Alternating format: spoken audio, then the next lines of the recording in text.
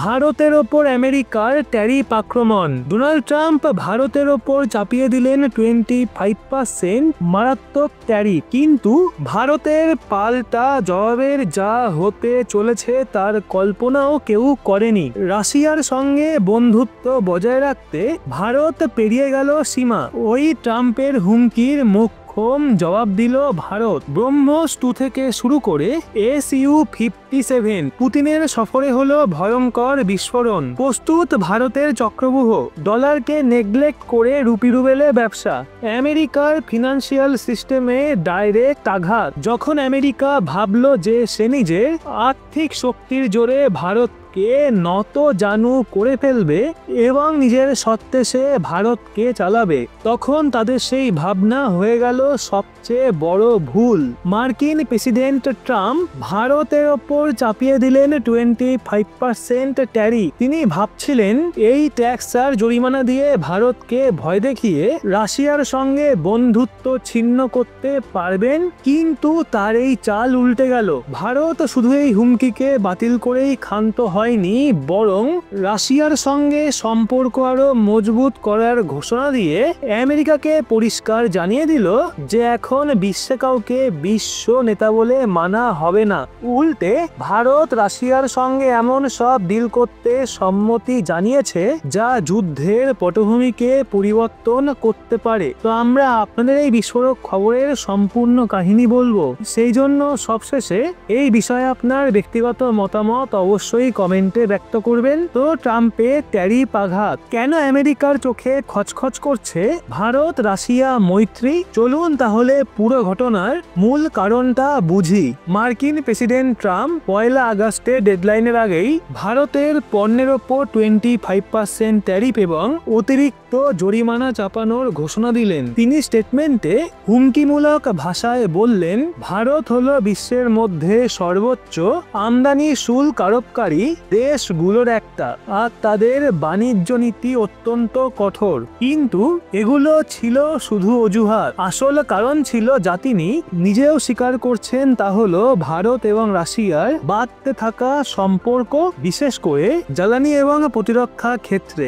গত 3 বছরে Russia Ukraine যুদ্ধ চলাকালীন আমেরিকা ইউরোপ রাশিয়ার ওপর কড়া স্যাংশন চাপিয়েছে এবং তাদের উদ্দেশ্য ছিল রাশিয়ার ইকোনমিকে ভেঙে গুড়িয়ে দেওয়া। কিন্তু ভারত এই স্যাংশন মানতে অস্বীকার করে এবং তার জ্বালানির চাহিদা মেটাতে রাশিয়া থেকে বিপুল পরিমাণে সস্তা ক্রুড অয়েল কিনতে থাকে। তো ভারতের এই পদক্ষেপ আমেরিকা এবং ইউরোপের চোখে কাটার মতো বিগছিল। এই সস্তা তেলে ভারত নিজের ইকোনমিকে মুদ্রাস্ফীতির ধাক্কা থেকে রক্ষা করলো, হাজার হাজার কোটি টাকা বাঁচালো এবং এখন সেই টাকা বিনিয়োগ করছে সেনাবাহিনীর আধুনিকীকরণে, নতুন স্যাটেলাইট মিসাইল এয়ারক্রাফট প্রকল্পে। এই হলো ভারতের জ্বালানি আত্মনির্ভরতা থেকে কৌশলগত স্বাধীনতা নীতি, যা পশ্চিমাদের সেই চাপে বড় ধাক্কা দিয়েছে, যার মাধ্যমে তারা তেলের দাম নিয়ন্ত্রণ করে বিশ্ব রাজনীতিকে প্রভাবিত করত। তো ট্রাম্পের এই ট্যারিফ হামলা সেই হতাশারই ফল।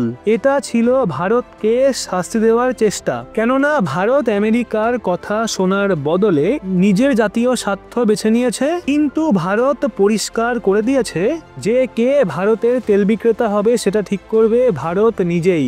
আসল ইস্যু তেল নয়, ভারতের প্রতিরক্ষা শক্তি। যদি আপনি ভাবেন এই পুরো বিবাদ কেবল সস্তা তেল নিয়ে, তাহলে আপনি ভুল করছেন। এই তেল শুধু অজুহাত। আসল লক্ষ্য হলো ভারতের বাড়তে থাকা সামরিক এবং প্রযুক্তিগত শক্তি, যা ভারত রাশিয়ার সঙ্গে হাত মিলিয়ে অর্জন করছে। ভারত এবং রাশিয়ার মধ্যে শুধু তেলের নয়, এমন একটা প্রযুক্তিগত সম্পর্ক তৈরি হচ্ছে যা ভবিষ্যতে পশ্চিমা অস্ত্রবাজার ধ্বংস করে দিতে পারে। তো সম্প্রতি রাশিয়ার প্রেসিডেন্ট পুতিন ভারত যাত্রায় আসছেন এবং এই যাত্রায় এমন কিছু ডিলে সই হতে পারে যা ট্রাম্পের ঘুম কাড়ার জন্য যথেষ্ট। এর মধ্যে সবচেয়ে গুরুত্বপূর্ণ হলো ব্রহ্মোস 2 হাইপারসনিক মিসাইলের উন্নয়ন, ফাইটার জেটের ইঞ্জিন প্রযুক্তি হস্তান্তর, পঞ্চম প্রজন্মের স্টেলথ ফাইটার জেট SU-57 এর যৌথ উৎপাদন। এগুলো শুধু হাত হাতিয়ার কেনা নয়, বরং ভারতের জন্য ষষ্ঠ প্রজন্মের হাতিয়ার তৈরি করার প্রযুক্তি ভিত্তি। আমেরিকার ভয় হলো যদি রাশিয়া ভারতের হাতে ফাইটার জেট ইঞ্জিন তৈরির প্রযুক্তি তুলে দেয়, তাহলে ভারত নিজেই ফাইটার জেট, ট্যাঙ্ক এবং ড্রোনের ইঞ্জিন বানাতে পারবে। এর অর্থ রাফায়েলে F-16 বা অন্যান্য পশ্চিমা অস্ত্র থেকে ভারতের সম্পূর্ণ স্বাধীনতা। এটা হবে পশ্চিমা দেশগুলোর অর্থবহ অস্ত্রশিল্পে একটা বড় আঘাত। আর তাই ট্রাম্পের আসল ক্ষোভের কারণ তেল নয়, ভারতের নন অ্যালাইন্ড অর্থাৎ গুট নিরপেক্ষ কিন্তু সশস্ত্র নীতি। ভারতের চক্রব্যূহ উট নীতিতে আমেরিকাকে হার মানাচ্ছে ভারত। তাহলে কি ভারত ভয় পেয়ে গেছে ট্যারিফের আক্রমণে? একেবারেই না, বরং ভারত আগেই আক্রমণে জবাব দিতে একটা বহুমাত্রিক চক্রব্যূহ তৈরি করে রেখেছে। $1 বাইপাস করা। প্রথম এবং সবচেয়ে বড় চাল আমেরিকান ডলারকে বাইপাস করা। ভারত চুপিসারে রাশিয়ার সঙ্গে রুপি রুবেলে বাণিজ্য অনেকটা বাড়িয়ে দিয়েছে। এর মানে ভারতের রাশিয়ার সঙ্গে ব্যবসা করতে এখন আর আমেরিকান ব্যাংক বা ফাইন্যান্সিয়াল সিস্টেমের প্রয়োজন নেই। এটা ডলারের বৈশ্বিক আধিপত্যে সরাসরি আঘাত এবং এই জায়গাটাই আমেরিকার সবচেয়ে দুর্বল দিক। 2 নতুন কৌশলগত জোট। দ্বিতীয় চাল হলো নতুন কৌশলগত জোট গঠন। ভারত এখন আমেরিকার বিরুদ্ধে ভিয়েতনাম মডেল অনুসরণ করছে। সোভিয়েত ইউনিয়নের সহায়তায় লড়েছিল, ঠিক তেমনি ভারতও রাশিয়া, ইরান, ইউএই এবং অন্যান্য এশীয় শক্তির সঙ্গে মিলে নতুন একটা শক্তি বলয় তৈরি করছে, যা আমেরিকার একতরফা হুকুমকে চ্যালেঞ্জ করবে। রাশিয়াকে ব্যবহার করে চীনকে ঘেরাও। তো তৃতীয় এবং সবচেয়ে কৌশলী পদক্ষেপ হলো রাশিয়ার মাধ্যমে চীনকে ঘেরাও করা। ভারত রাশিয়ার সঙ্গে বন্ধুত্ব ব্যবহার করে মধ্য এশিয়ায় চীনের প্রভাব, বিশেষ করে বেল্ট অ্যান্ড রোড ইনিশিয়েটিভকে ঠেকানোর কাজ করছে। এক স্পষ্ট বার্তা চীনকে যে সীমান্তে বাড়াবাড়ি করলে ভারত রাশিয়ার মাধ্যমে তোমার মধ্য এশিয়ায় স্বার্থে আঘাত করবে। যদিও শেয়ার বাজারে এই সিদ্ধান্তের কিছু সাময়িক প্রভাব পড়তে পারে বলে এক্সপার্টরা মনে করছেন, তবে এটা স্বল্পমেয়াদী যন্ত্রণা দীর্ঘমেয়াদী লাভের বিনিময়ে। যখন ভারতে জ্বালানি ব্যয় কমবে এবং সাপ্লাই চেন স্বাধীন হবে, তো তখন বিদেশি বিনিয়োগও বাড়বে। এবং সব শেষেই পুরো ঘটনা চীনকে একদম পরিষ্কার বার্তা দিয়েছে যে দেশ নিজের সার্বভৌমত্বের জন্য আমেরিকার মতো পরাশক্তির চাপেও মাথা নোয়ায় না। সে চীনের হুমকিতে তো কোনোভাবেই নোয়াবে না। এখন সবচেয়ে বড় প্রশ্ন, এই আমেরিকা ভারত ট্রেড ওয়ার কি আরো বাড়বে?